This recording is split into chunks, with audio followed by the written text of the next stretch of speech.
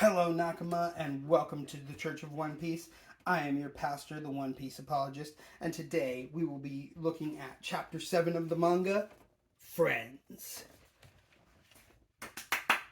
So, it's a great beginning. Even Captain Morgan's subordinates are just, happy that he's defeated. They're yeah, we're free, oh, the reign of tyranny is over, and so clearly, what Kobe says, oh, he's been ruling through fear, that is obviously correct and true, and it's good that Luffy was able to liberate these people, right? But Luffy then of course Zoro passes out from hunger. It's been 9 days since he last ate, and so he and Luffy go to the restaurant owned by Rika's mother, and she gives them some food. But Zoro is like, oh my god, Luffy, you're eating more than me. I'm the one who hasn't eaten for 9 days.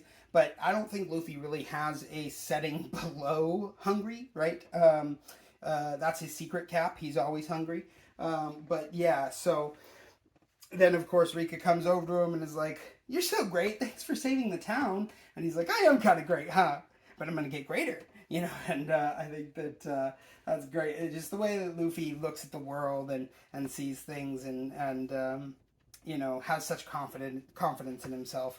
I think is really cool. But one thing that I will say is better here in the manga than in the live action, at least to me, is that Luffy knew right off the bat that Kobe wasn't coming with him. Kobe needed to stay and pursue his dreams of becoming a member of the Navy, right?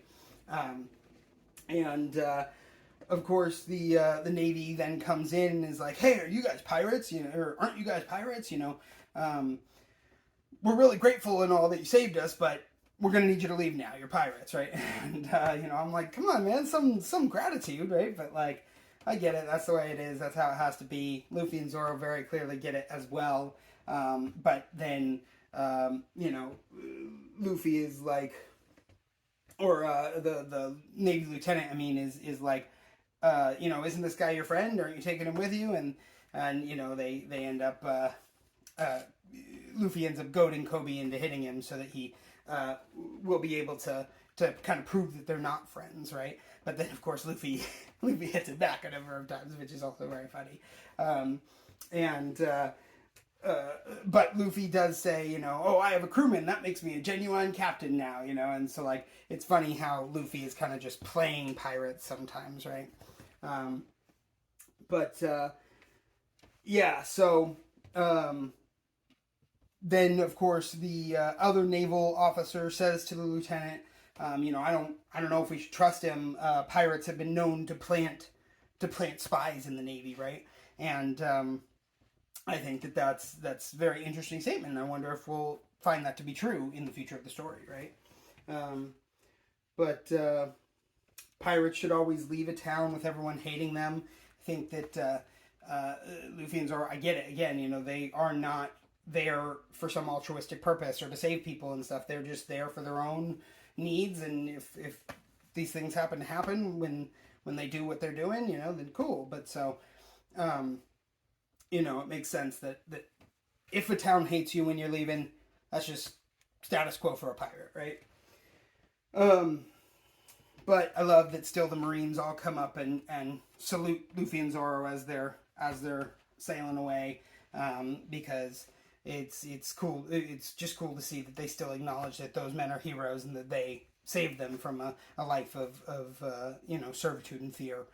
And of course, then the Navy does have to punish themselves because they saluted pirates, which is against regulations, which I thought was very funny. And last thing, the chapter ends with with them saying, we're on our way to the Grand Line, like a great proclamation. But I think we'll soon come to find out they have no idea what they're doing. They don't know how to get to the Grand Line. So that will be an issue going forward. And we'll see how long it actually takes them to get to the Grand Line. But until then, I think that will do it for our review of Chapter 7, Friends. And until next time, One Piece be with you.